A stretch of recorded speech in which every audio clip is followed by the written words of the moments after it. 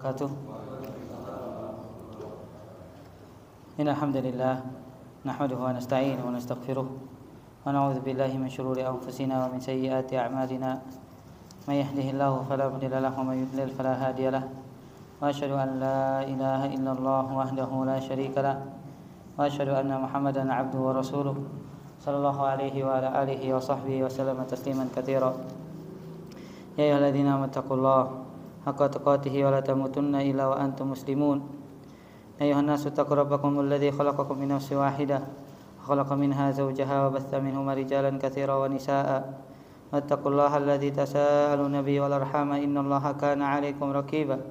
Ayyuhalladzina amanu taqullaha wa qulu qawlan sadida yuslih lakum a'malakum wa yaghfir lakum dhunubakum wa may yuti'illaha wa rasulahu faqad faza fawzan 'azima. Amma ba'd, fa inna asdaqal hadithi kitabullah, khairul huda huda Muhammadin sallallahu alaihi wa ala alihi wa sahbihi wa sallam, syarrul umuri muhdatsatuha, fa inna kulla muhdatsatin bid'ah wa kulla bid'atin dhalalah wa kulla dhalalatin finnar. Bapak sekalian, yang masalah maghrib Masjidul Ihsan yang dirahmati Allah Subhanahu wa taala, kita berikan oleh Allah Azza wa Jalla kesehatan juga nikmat berupa waktu luang yang Allah Subhanahu wa taala berikan untuk kita bisa bersama-sama kembali melanjutkan pembahasan dari fikih muamalah yang biasa kita kaji pada setiap malam Rabu ya. Semoga Allah Subhanahu wa taala memberikan kepada kita ilmu yang bermanfaat dan Allah Azza wa Jalla berikan kepada kita taufik untuk mengamalkan ilmu yang telah Allah berikan kepada kita. Jemaah sekalian, kita masih dalam pembahasan imani dan kemarin sudah kita membahas dari tasawur, kemudian takyiful fikih, gambaran secara umum gimana transaksi yang terjadi di imani, kemudian pendekatan fikihnya. Kita masuk pada langkah yang ketiga, itu mana yang menjadi pendapat yang rajih dari pendekatan yang sudah disimpulkan oleh Al-Ustaz Hafizahullah Ta'ala. Ada 3 pendekatan. Ada imani adalah utang, kemudian imani adalah jual beli jasa terutang, atau yang ketiga imani adalah mata uang. Mana yang lebih mendekati? Nah, kita simak insyaallah dari yang tertulis oleh Al-Ustaz Amin Rubaid waffaqahullah wa saddadah dalam kitab beliau Halal Haram Bisnis Online halaman 151. Fadhil jamaah yang membaca, silakan. Bismillahirrahmanirrahim. Pendekatan yang lebih radikal. Banyak keterangan ulama kontemporer yang memahami bahwa uang elektronik adalah uang karena bisa dijadikan alat tukar yang sah dan diterima masyarakat. Ini sebagaimana karakter mata uang bisa dijelaskan oleh Imam Malik. Beliau mengatakan, jika masyarakat melakukan kurir sebagai mata uang yang fleksibel, maksudnya mata uang yang resmi berlaku di masyarakat, maka saya melarang untuk digunakan membeli emas dan perak secara tidak tunai. Imam Malik menegaskan bahwa kurir bisa berstatus sebagai mata uang ketika dia berlaku sebagai alat tukar yang diterima masyarakat. Dr. Yusuf As-Subaili, ulama kontemporer, menyatakan jika emas dibarter dengan emas, perak bertukar dengan perak, maka nilainya harus sama dan tunai. Jika benda yang dibarterkan berbeda, maka takarannya boleh sesuka hati kalian selama dilakukan secara tunai. Dalam fatwa Sabakah Islamiyah menyatakan, karena itu, membeli e-money dengan mata uang yang jenisnya berbeda atau sama terhitung sebagai akad sraf, dan dalam akad sraf harus dilakukan secara tunai dan sama nilai ketika jenisnya sama, dan harus tunai meskipun boleh beda nilai. Jika jenis mata uangnya berbeda dan serah terima tunai bisa dilakukan secara fikih atau hukmi. Yang dimaksud tunai hakiki adalah sama-sama ada wujud barangnya di saat akad. Misal 1 lembar uang 100.000 tukar dengan 10 lembar uang 10.000. Yang dimaksud tunai hukmi adalah sah terima dengan acuan nominal meskipun tidak ada fisiknya. Misal top up 500.000 uang fisik dan diterima saldo e-money 500.000. Yang kedua, jika ada diskon bagi yang menggunakan e-money, tidak termasuk mendapatkan manfaat dari transaksi utang piutang, karena e-money bukan utang, tapi uang elektronik sebagai alat pembayaran, sehingga diskon ini bukan termasuk riba. Penjual jasa punya hak untuk menetapkan harga untuk jasanya sesuai yang ditawarkan. Misalnya, harga dibayarnya 100.000, tapi jika transfernya isi jadi 10.000. Ini hak penjual, sehingga boleh saja penjual menetapkan harga yang berbeda antara yang membayar dengan uang tunai dengan yang membayar via e-money.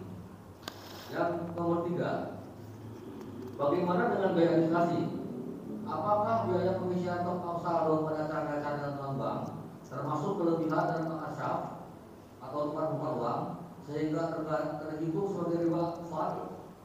Untuk biaya kartu, insya Allah tidak ada masalah karena dia transaksi tersendiri, yaitu jual beli kartu. Untuk biaya top up saldo, apakah terhitung tambahan dan terlarang? Dalam fatwa Islam dinyatakan berdasarkan keterangan di atas, hanya menyebutkan tentang bukan sementara untuk pembayaran.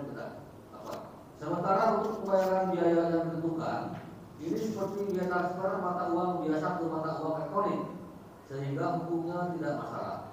Karena ini ada upah atas bayaran yang berubah. Nah, demikian yang pertama.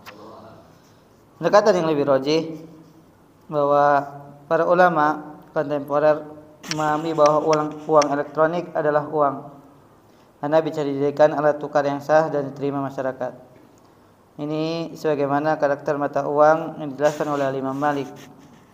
Kata beliau rahimahullah ta'ala, jika masyarakat memperlakukan kulit sebagai mata uang yang bisa distempel, maksudnya mata uang yang resmi berlaku di masyarakat, maka saya melarang untuk digunakan membeli emas dan perak secara tidak tunai.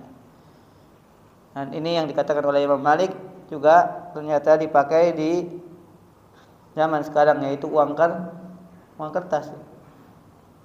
Uang kertas, ketika kertas itu dia diberikan karakteristik atau cap dan bisa beredar di kalangan masyarakat untuk menjadi alat tukar, maka menjadi salah satu mata uang atau alat yang bisa dijadikan sebagai pembayaran. Dan meningkat yang lebih tinggi lagi, yaitu uang elektronik yang tidak ada fisiknya tapi dia jumlahnya ada nominalnya. Dan ketika masyarakat menganggap uang elektronik itu sebagai uang, maka bisa dihukumi sebagai alat pembayaran. Dan di sini perlu diperhatikan peraturan-peraturan yang harus diketahui dalam akad jual beli mata uang. Dr. Yusuf Subaili hafizallahu taala, beliau juga mengambil pendapat dengan mengatakan kartu yang memiliki hukum sebagaimana nilai uang yang tersimpan di dalamnya, karena itu tidak boleh ditukar dengan mata uang yang sejenisnya kecuali dilakukan secara tunai dan nilainya sama, dan boleh ditukar dengan mata uang yang lain selama tunai, baik transaksi tukar menukar itu dilakukan dengan provider, user atau antara user dengan pihak ketiga.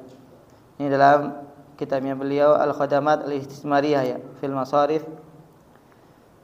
Dan ini adalah tesisnya beliau hafizallahu taala.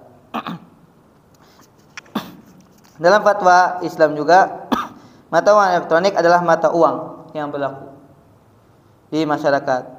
Uang ini meskipun tidak sama dari sisi bentuk dengan uang kartal, namun dia sama dari sisi nominal yang dijaminkan. Dan uang elektrik hukumnya seperti yang tersimpan di dalamnya. Jika nominalnya dalam bentuk dolar, maka mengikuti hukum uang dolar. Jika satuan nominalnya rial, maka hukumnya seperti rial. Ini jumhur ya, ulama kontemporer memandang bahwa uang elektronik adalah mata uang yang bentuknya tidak seperti uang kertas atau uang logam, tapi sifatnya sebagai mata uang. Sifatnya sebagai mata uang, dan yang dilakukan adalah akad sorf, yaitu jual beli mata uang atau alat pembayaran. Ini pendapat Al-Ustaz Hafizallahu Ta'ala, itu juga jumhurnya mayoritas dari para ulama kontemporer. Aturan yang berlaku untuk imani, jika kita sepakati bahwa imani adalah uang dan dia berstatus sama sebagaimana satuan uang yang tertera dalam nominal, maka ada beberapa aturan yang berlaku di sana. Perhatikan. Kalau seandainya imani adalah uang, berarti yang pertama, top up rupiah dengan saldo imani hakikatnya adalah akad tukar menukar uang rupiah kartal dengan rupiah digital. Jadi yang tadinya kertas kemudian dibeli dengan apa? Dengan nominal atau digital. Maka yang berlaku adalah akad shorof. Yang berlaku adalah akad shorof. Karena sama-sama rupiah tapi diubah dari kartal dengan digital. Dalam akad ini disyaratkan harus tunai dan nilainya sama. Mana yang kita sudah jelaskan ya. Kalau mata uangnya sama, maka disyaratkan harus tunai dan nilainya sama.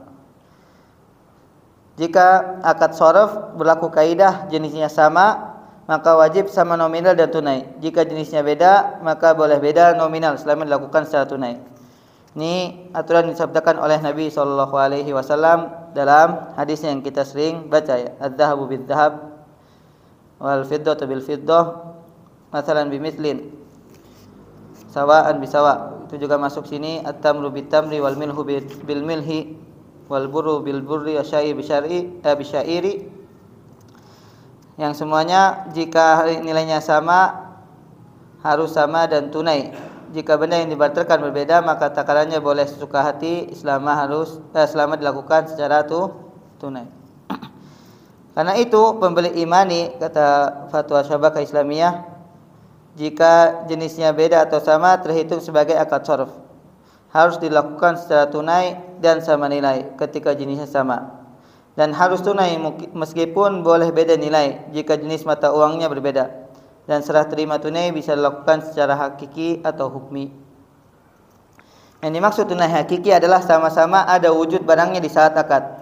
Misalnya 1 lembar uang 100.000 ditukar dengan 10 lembar uang 10.000. Adapun tunai hukmi adalah serah terima dengan acuan nominal meskipun tidak ada fisiknya. Misalnya top up 500.000 secara kartalnya atau fisik diterima, saldo imani 500.000 dengan digital. Baik, bagaimana dengan kasus kalau ada diskon dalam imani? Jika ada diskon, tidak termasuk mendapatkan manfaat dari transaksi utang piutang karena imani bukan hutang, tapi uang elektronik sebagai alat pembayaran, sehingga diskon ini bukan termasuk riba. Penjual jasa punya hak untuk menetapkan harga sesuai yang dia tawarkan. Misalnya harga dibayar cash 100.000, jika ditransfer via EDC menjadi 95.000. Ini adalah hak penjual. Sehingga boleh saja penjual menetapkan harga yang berbeda antara yang membayar dengan uang tunai dengan membayar via imani. Bagaimana dengan biaya administrasi? Kata beliau, biaya pengisian pada channel-channel non-bank termasuk kelebihan dalam akad shorof terhitung sebagai riba fadl. Maka kata beliau, untuk biaya kartu insya Allah tidak ada masalah karena dia transaksi sendiri, yaitu jual beli kartu. Untuk biaya top up apakah terhitung tambahan? Maka beliau menukil fatwa dalam fatwa Islam ya di internet. Sementara untuk pembayaran biaya yang ditentukan ini seperti biaya transfer mata uang biasa ke mata uang elektronik, sehingga hukumnya tidak masalah karena itu adalah upah atas layanan yang mubah. Ini yang menjadi kesimpulan Al-Ustaz Hafizallahu Ta'ala dan dikuatkan oleh beberapa fatwa kontemporer ya, bahwa imani adalah jual beli mata uang, yaitu dari mata uang kartal kemana? Ke digital. Maka boleh terjadi adanya namanya akad shorof. Adapun perbedaannya, maka beliau menganggap bahwa uang kartal dengan uang digital itu adalah perbedaannya, perbedaan dari kartal ke digital. Bagaimana disebutkan di sini kalau ada diskon. Adapun jamaah sekalian, namanya fikih ya. Fikih ini apa? Bisa berbeda pandangan. Ana lebih menguatkan pendapat bahwa imani itu bukan akad sharaf, tapi akad jual beli jasa terutang. Bukan apa? Akad sharaf, tapi jual beli jasa terutang, yaitu ijarah mausuf fi dhimmah. Kenapa? Alasan yang pertama, ketika antum masukkan akad imani atau masukkan top up imani yang ditol ya, antum bisa ambil lagi nggak? Bisa ambil lagi aja mah? Hah? Nggak bisa? Hah? Bisa nggak imani diambil lagi? Nggak. Terus yang kedua, imani antum bisa pakai di tempat lain? Contohnya apa? Imani bisa di nomor sekarang? Hah? Bisa. Selainnya? Buat monorail doang kan? Terbatas nggak? Antum bayar ke mall-mall bisa nggak imani?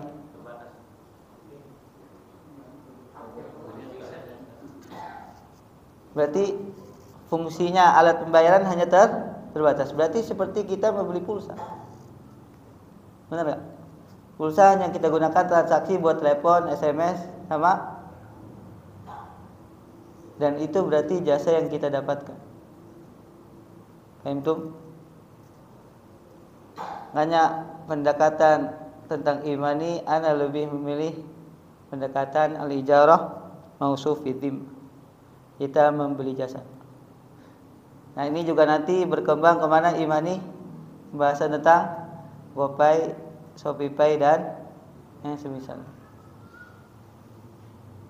Nah ini juga yang pernah ana tanyakan kepada Syekh Sulaiman Ar-Ruhaili hafizallahu taala, dan beliau lebih mendekatkan kepada hal ini. Kita top up di mana? Di imani atau pay yang sekarang berkembang, itu semua kita membeli jasa. Seperti kita membeli pulsa. Tapi sekali lagi jamaah apa? Fikih itu perkaranya lebih luas dan lapang. Kalau antum lebih menguatkan pendapat apa yang terjadi antara pembelian imani dengan uang kartal atau uang fisik itu adalah sharaf, maka hukumnya berlaku akad sharaf. Paham itu jemaah? Allah taala. Nah, sekarang masuk ke hukum PayPal. Fadhal. Sebentar, ana ada koreksi juga. Karena masalah fikih ini kita harus saling belabang dada ya. Nah, Ustaz hafizallahu taala ketika menyebutkan ada diskon, ini yang muskilah. Karena apa?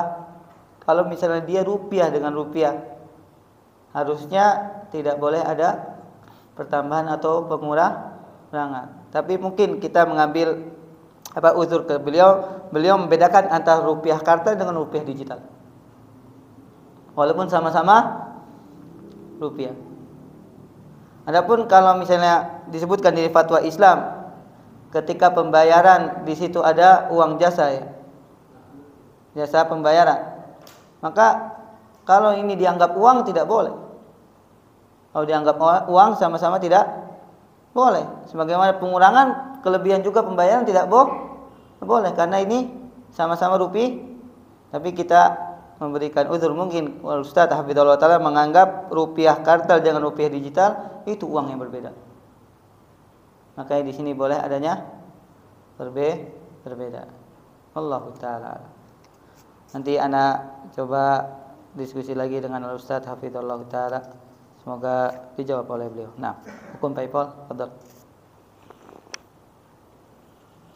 Gantian yang baca antum, Pak.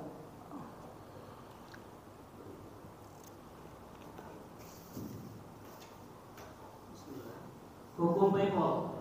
Kita akan membaca terlebih dahulu penjelasan tentang PayPal yang kami ambil di salah satu web yang mengupas tentang PayPal.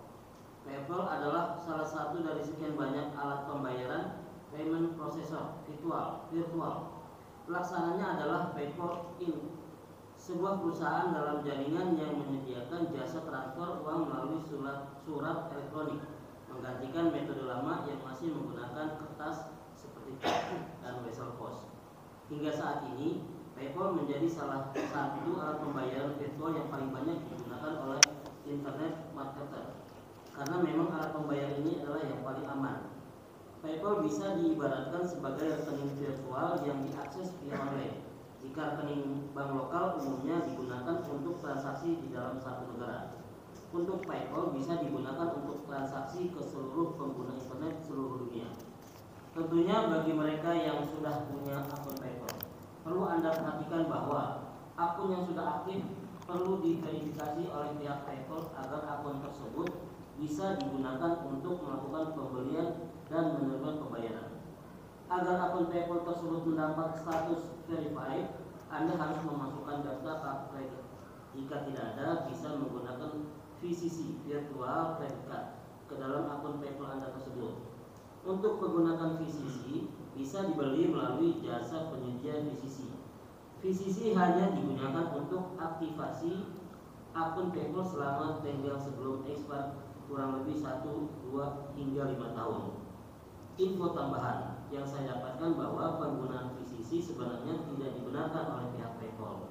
Info kedua, bahwa verifikasi PayPal juga bisa menggunakan sebagian kartu debit berlogo Visa atau Mastercard yang statusnya verified by Visa seperti kartu debit Genius yang dikeluarkan BTPR. Nah, hukum PayPal. Siapa di sini yang pakai PayPal, jemaah?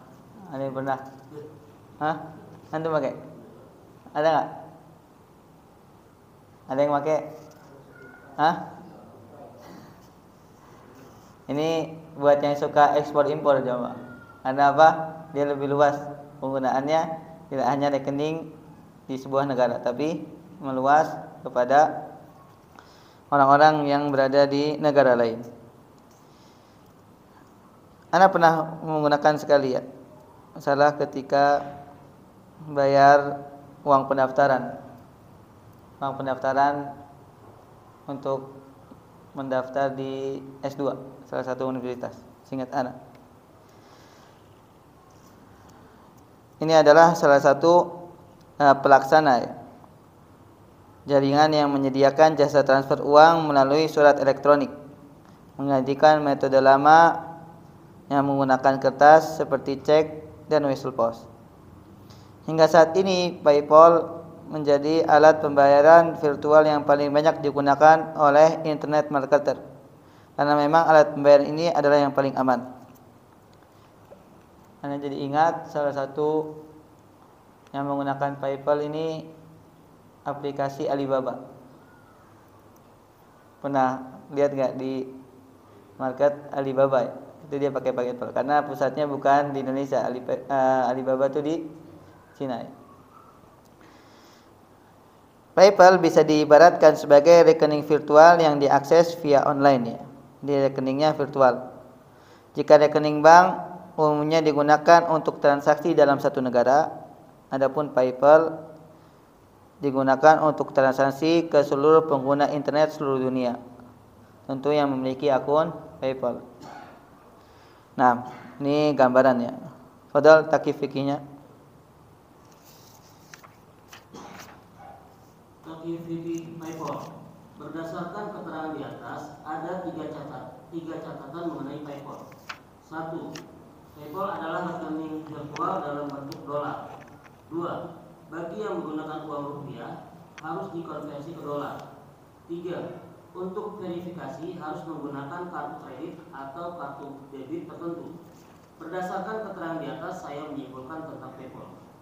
Untuk yang pertama, rekening virtual dalam bentuk dolar. Ketika orang memiliki PayPal dalam bentuk dolar, hakikatnya dia menitipkan uang dolar kepada perusahaan PayPal. Transaksi ini dibolehkan, tidak ada yang bermasalah. Seperti umumnya akad wadiah atau titipan. Kedua, bagi pengguna rupiah harus dikonversi ke dolar. Terjadilah transaksi sar, tukar menukar uang rupiah dengan dolar. Transaksi ini dibolehkan selama dilakukan secara tunai. Dalam hadis dari Ubadah bin Samit radhiyallahu anhu, Rasulullah SAW bersabda yang artinya, jika emas dibarter dengan emas, perak ditukar dengan perak, gandum bur atau gandum halus ditukar dengan gandum bur, gandum syair kasar ditukar dengan gandum syair, korma ditukar dengan korma, garam dibarter dengan garam, maka takarannya harus sama dan tunai. Jika benda yang dibarterkan berbeda, maka takarannya boleh sesuka hati kalian asalkan tunai. Hadis rawahu Muslim nomor 4147. Hadis di atas menjelaskan tentang dua aturan cara penukaran mata uang. 1. Jika tukar menukar itu dilakukan untuk barang yang sejenis, wajib sama kuantitas dan tunai. Misalnya emas dengan emas, rupiah dengan rupiah, atau dolar dengan dolar. 2. Jika dibarter dilakukan antar barang yang berbeda namun masih satu kelompok, syaratnya wajib tunai. Misalnya emas dengan perak, rupiah dengan dolar, rupiah dengan ringgit, dan seterusnya. Karena itu ketika ada orang yang jual beli saldo PayPal dengan alat pembayar rupiah, maka saldo PayPal harus diserahkan begitu rupiah dikirim. Karena jika ada yang tertunda, riba nasiah. Hingga di sini transaksi jual beli saldo PayPal selama tunai hukumnya dibolehkan. Adanya keuntungan atau selisih harga tidak menjadi masalah, mengingat beda mata uang, termasuk fluktuasi kurs dolar terhadap rupiah.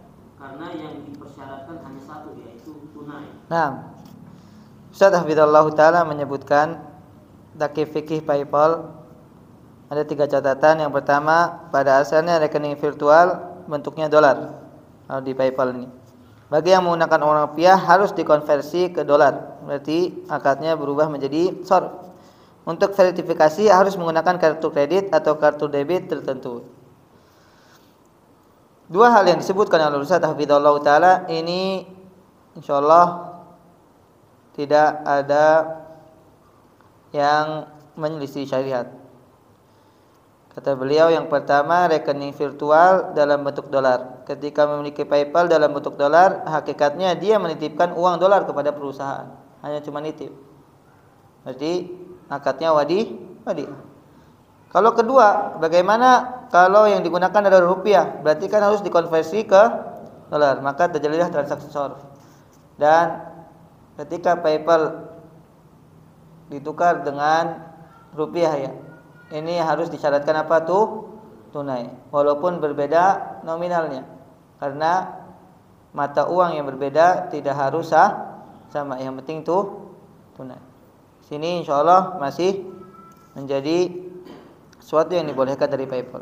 Nah, yang ketiga, Abu Salman baca. Kasih mic-nya Abu Salman. Ketiga, penggunaan kartu kredit untuk verifikasi. Nah, ini perhatikan, ini yang dijadikan sebagai salah satu permasalahan dalam PayPal. Nah, penggunaan kartu kredit untuk verifikasi. Bagian ini yang bermasalah. Akun PayPal tidak bisa difungsikan jika tidak diverifikasi. Meskipun keberadaan kartu kredit tidak berpengaruh pada kondisi saldo PayPal. Andai PayPal memberikan pilihan kartu kredit virtual seperti Pioneer atau Needler, maka menggunakannya lebih ringan, sehingga pemilik akun PayPal tidak berurusan dengan kartu kredit bank yang mengandung klausul riba. Bagaimana jika menggunakan kartu kredit asli? Dalam kasus ini ada 2 catatan. Yang pertama, hukum membuka kartu kredit tanpa utang dengan bunga 0%. Kedua, menjamin bahwa pengguna tidak akan terkena denda atau penalti selama menggunakan kartu kredit. Yang perlu kita perhatikan, ketika seseorang membuka kartu kredit dengan bunga 0% dan tidak dia gunakan untuk berutang, namun bisa dipastikan dia menyetujui salah satu klausul bahwa jika nasabah melakukan penunggakan utang akan dikenakan denda sekian persen dari nilai utang yang tertunda. Klausul ini merupakan klausul riba. Jika nasabah sepakat, berarti dia menyepakati perjanjian riba. Meskipun nasabah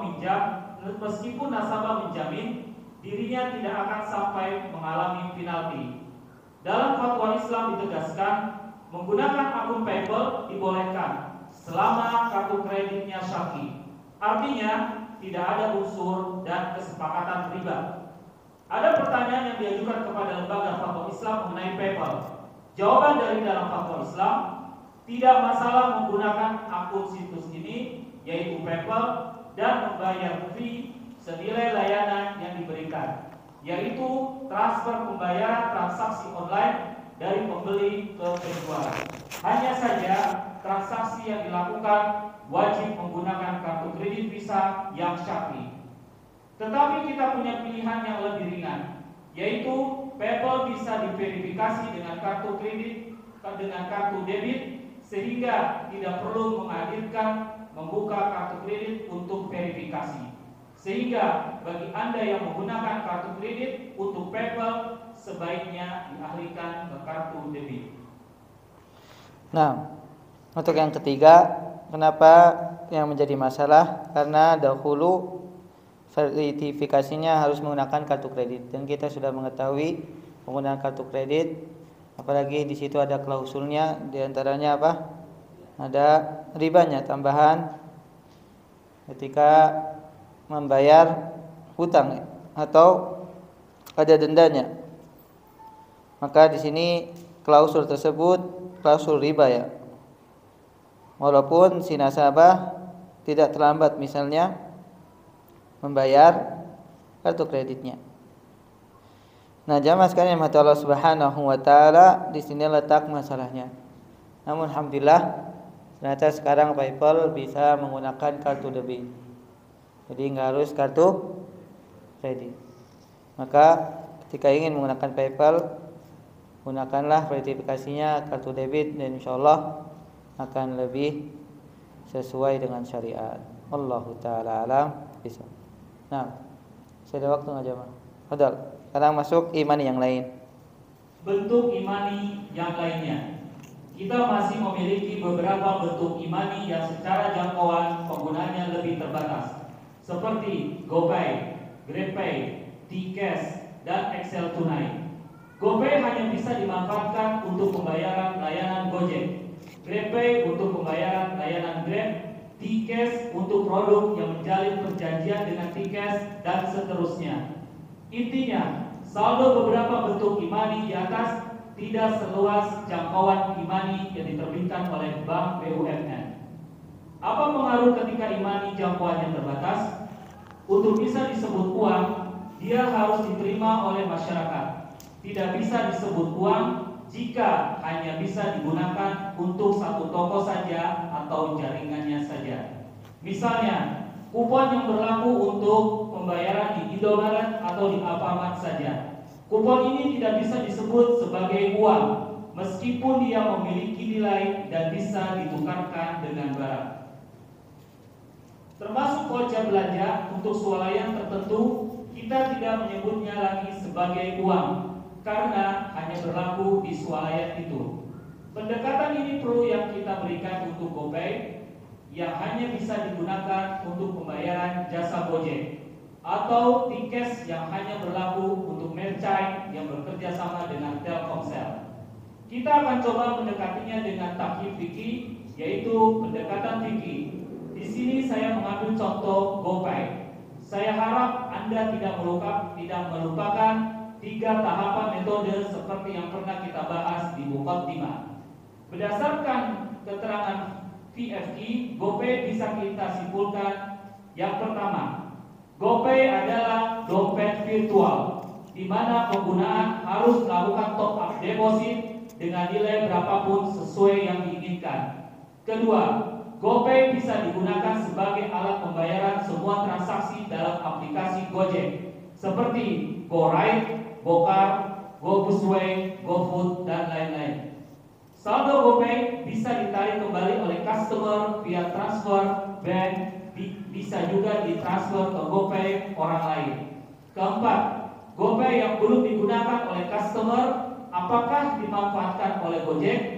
Tidak ada keterangan tentang itu.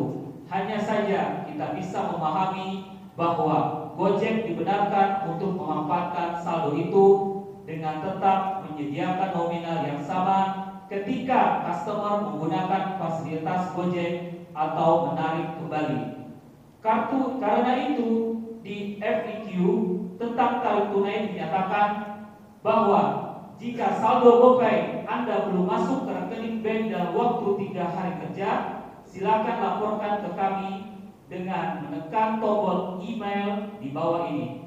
Artinya, pihak Gojek mengambil toleransi 3 hari andai ada kondisi memaksa saldo GoPay tidak mencukupi karena sedang dimanfaatkan Gojek.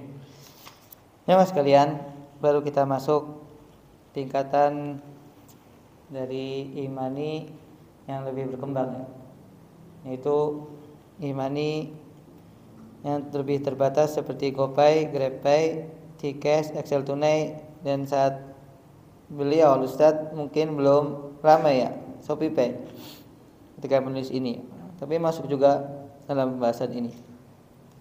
Bagaimana dengan e-money yang penggunaannya lebih terbatas? Karena kita ketahui Bapak sekalian nama Allah Subhanahu wa taala, setiap pay-pay yang tadi disebutkan belum bisa saling digunakan pada aplikasi lintas aplikasi. Apakah GoPay bisa dipakai di Shopee? Bisa nggak jemaah? Hah? Tapi yang udah bisa katanya tukar pulsa saja atau tukar nominal. Tapi untuk membelinya tidak bisa. Terus misalnya Grab atau OVO-nya itu digunakan untuk membeli jasa di mana? Di Shopee misalnya. Ada nggak? Hah? Bisa? Di Shopee bisa digunakan di Shopee. Insyaallah, berarti sudah mulai ada peningkatan. Maka bagaimana kalau e-money jangkauannya terbatas? Untuk bisa disebut uang, dia harus diterima oleh masyarakat. Tidak bisa disebut uang jika hanya digunakan untuk satu toko saja atau jaringan saja. Misalnya kupon yang berlaku di mana? Di Indomaret atau Alfamart. Ini kuponnya tentu tidak bisa digunakan di tempat lain, misalnya beli di Matahari atau di mal-mal yang lainnya, atau di warung misalnya, tidak berlaku. Itu juga voucher belanja dalam swalayan tertentu ya, maka hanya bisa digunakan pada swalayan itu, tidak pada swalayan yang lain. Pendekatan ini pula yang kita berikan untuk GoPay, karena hanya bisa dibayarkan pada jasa Gojek, tidak bisa dibayar pada jasa misalnya Grab ya. Kata beliau hafizallahu taala, kita akan coba mendekatinya dengan takyif fikih, pendekatan fikih. Di sini saya mengambil contoh GoPay. Saya harap Anda tidak melupakan 3 tahapan dalam menghukumi sebuah transaksi. Berdasarkan keterangan FEQ, ini apa? Terjemahannya apa atau singkatannya apa, ikhwan? Bapak sekalian, frequently asked question. Jadi yang biasa ditanyakan dalam sebuah aplikasi. Tanya kemudian dijawab oleh aplikasi itu, FAQ GoPay.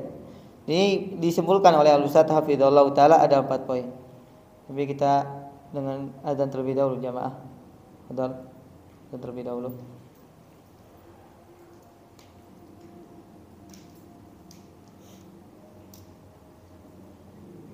Bentar.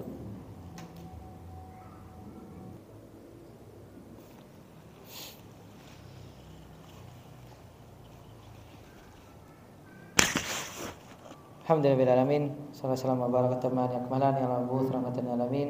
Nabiyina Muhammadin wa ala alihi wa sahbihi wa tabi'ahum bi ihsan ila yaumil wa ba'd. Namaskar nama Allah Subhanahu wa taala.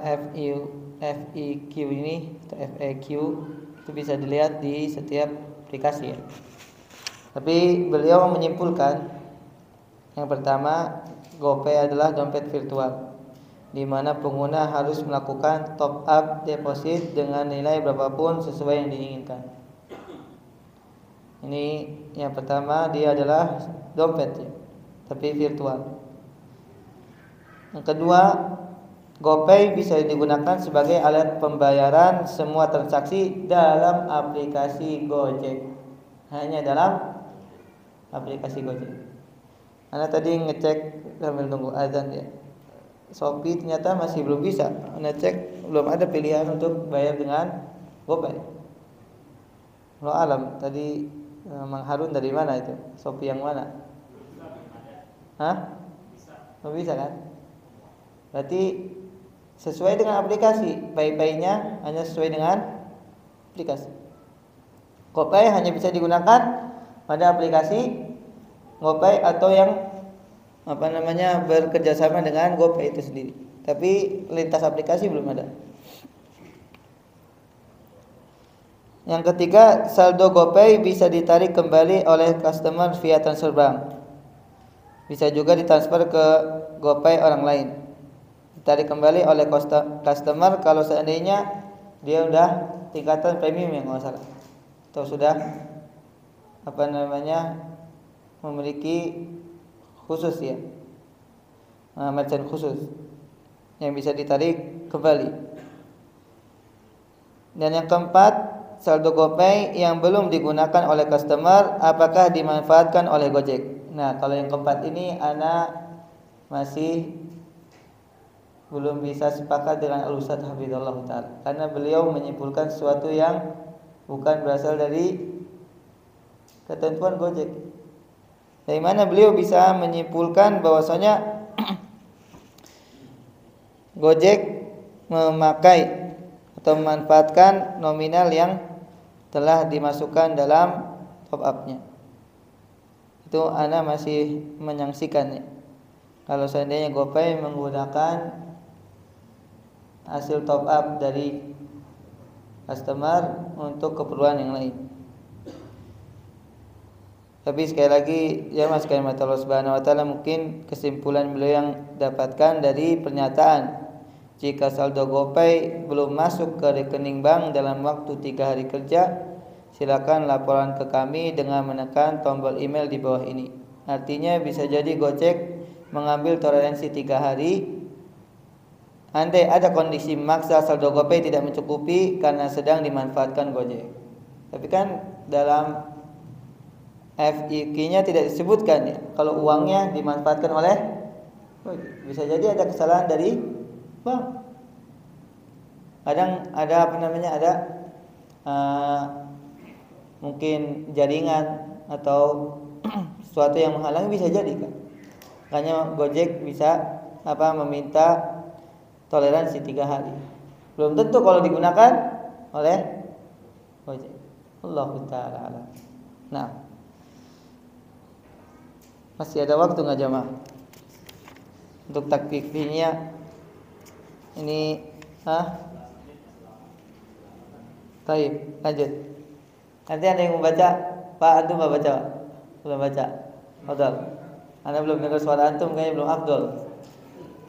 Afdal Pak. Mau baca tuh nanya.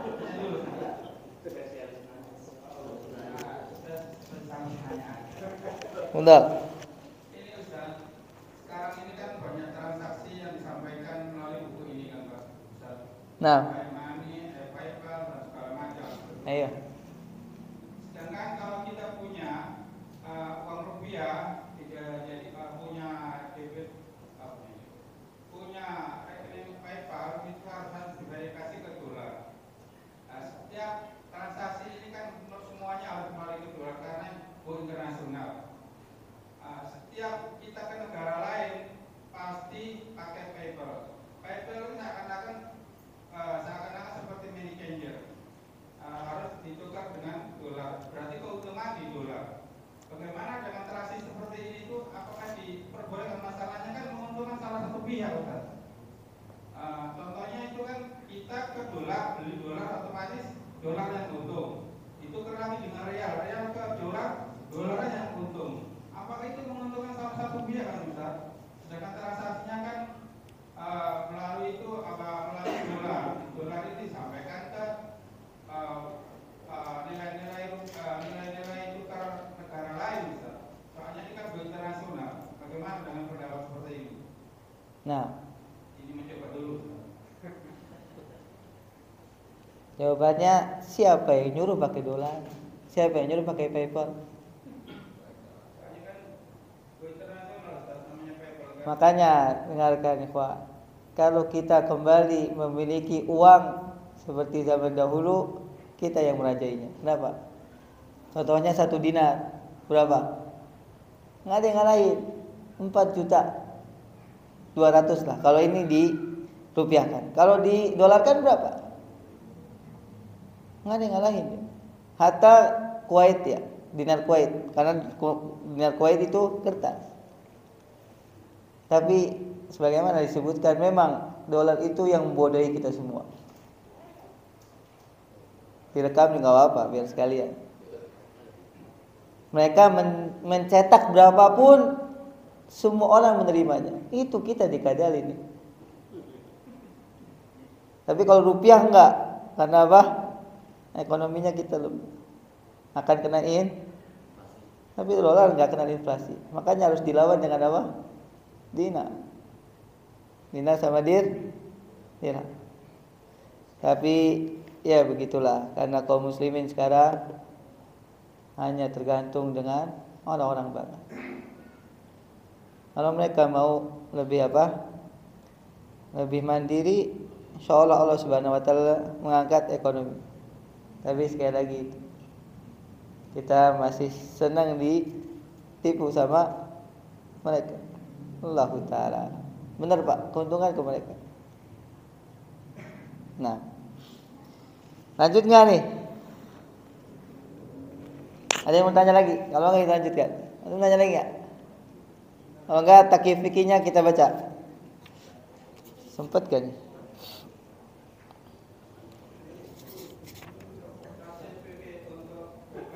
Nah, ketika kita menyerahkan uang ke orang lain, di sana ada beberapa kemungkinan bentuk akad. ya ini langkah yang kedua. Yang pertama tasawur, yang kedua takyif. Nah, bentar. Dengan konsekuensi yang berbeda. 1. Iwan, alat pembayaran. Ketika customer top up, berarti dia membayar sesuai suatu kode objek. Konsekuensi dari posisinya sebagai iwan, uang itu diserahkan setelah akad jual beli dan dia sudah pindah hak milik ke penjual. Sementara pembeli berhak mendapatkan muawad atau produk dari dijual, sehingga tidak bisa ditarik kembali oleh pembeli secara sepihak, dan pemilik dibenarkan menggunakan uang itu sesuai yang dia inginkan. 2. Tukar menukar uang kartal dengan saldo GoPay. Konsekuensinya harus memenuhi akad sah sebagaimana yang berlaku dalam e-money yang diterbitkan oleh BUMN. 3. Uang ketika Utang, bukan uang. Utang. Utang ketika customer top up berarti dia sedang memberi utang ke pihak GoPay. Konsekuensi dari posisinya sebagai utang, uang itu telah pindah hak milik ke penerima. Hanya saja dia harus Menjamin. bahwa uang itu akan dikembalikan dalam bentuk yang sama ke pemilik, dan penerima dibenarkan menggunakan uang itu sesuai yang ia inginkan, hadiah atau titipan, sehingga pada saat customer melakukan top up, hakikatnya menitipkan uang ke pihak GoPay. Konsekuensi dari posisinya sebagai hadiah, uang itu tidak boleh dimanfaatkan karena tidak pindah hak milik dan harus dijaga oleh pihak yang dititipi dengan penjagaan informal. Sehingga dana ini juga tidak bisa dijadikan sebagai jaminan untuk utang di pihak di bank. Dari keempat kemungkinan akad di atas, akad ada apa yang paling mendekati? 1. Iwan. Bisakah GoPay disebut iwan atau alat pembayaran? Disebut iwan jika konsumen sudah akad dengan pihak Gojek untuk membeli salah satu jasanya. Sementara kita memahami konsekuensi belum membeli apapun saat top up. Yang ada, konsumen beberapa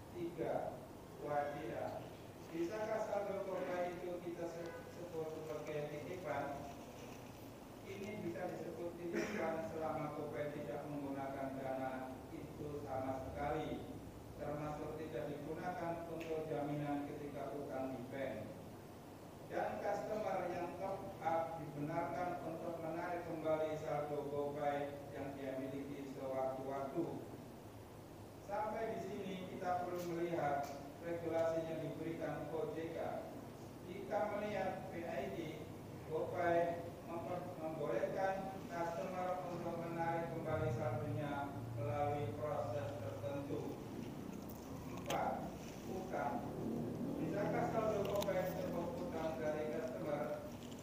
Jika saldo ini disebut utang, berarti telah terjadi perpindahan hak milik. Dalam arti saldo itu murni milik GoPay. Jika secara aturan GoPay dibenarkan menggunakan uang itu dengan jaminan pihak GoPay akan mengembalikan sesuai kesepakatan atau bisa juga diganti dengan jasa Gojek atau diserahkan dalam bentuk transfer tunai, maka bisa kita pahami sebagai utang. Dalam Nasihat Ibnu Abidin dinyatakan, bila seseorang menyerahkan sejumlah uang kepada penjual, setiap harinya dia mengambil barang sebanyak 5 item, dan pada saat menyerahkan uang dia tidak mengatakan saya beli darimu, hukumnya boleh dan tidak halal. dan ini halal. Meskipun niat membelinya ketika Bukan tidak halal dan ini halal. Untuk mengubah-ubah aja. hukumnya boleh dan ini halal. Ayo. Meskipun niat membelinya ketika penyerahan uang karena sebatas niat tidak dinilai sebagai jual beli, namun yang terhitung jual beli adalah pada waktu pembayaran dan barangnya jelas, sehingga transaksi jual beli sah. Nah, langsung aja keterangan Ibnu Abidin. Bawahnya keterangan Ibnu Abidin. Keterangan Ibnu Abidin di atas bisa kita jadikan alasan untuk menunjukkan tidak benarnya menyebut saldo GoPay sebagai alat pembayaran. Karena kita tetap customer belum melakukan transaksi meskipun dia sudah berniat untuk bertransaksi dengan menggunakan saldo yang dia miliki. Kesimpulannya, kesimpulan 2. Ada dua kemungkinan pendekatan yang lebih mendekati. GoPay adalah wadiah atau GoPay adalah utang. Nah, dari 4 hal ini atau dari 4 tasawur ini atau takyif fikihnya, mana yang lebih mendekati jamaah sekalian? Al-Ustaz hafizallahu taala mengeliminasi 2, yaitu apa? Sebagai alat pembayaran dan juga akad sorf. Berarti yang mendekati kata beliau masih tersisa 2. Ada wadiah dan juga hutang. Mana yang lebih kuat? Wallahu taala, insyaallah pada pertemuan berikutnya kita akan bahas dan kita akan melihat apa yang ingin dipilih pendapatnya oleh Ustaz hafizallahu taala tentang GoPay dan yang semacamnya. Maka ana minta jamaah minggu depan hadir lagi. Subhanallah wa bihamdika asyhadu an la ilaha illa anta astaghfiruka wa atubu ilaik. Assalamualaikum warahmatullahi wabarakatuh.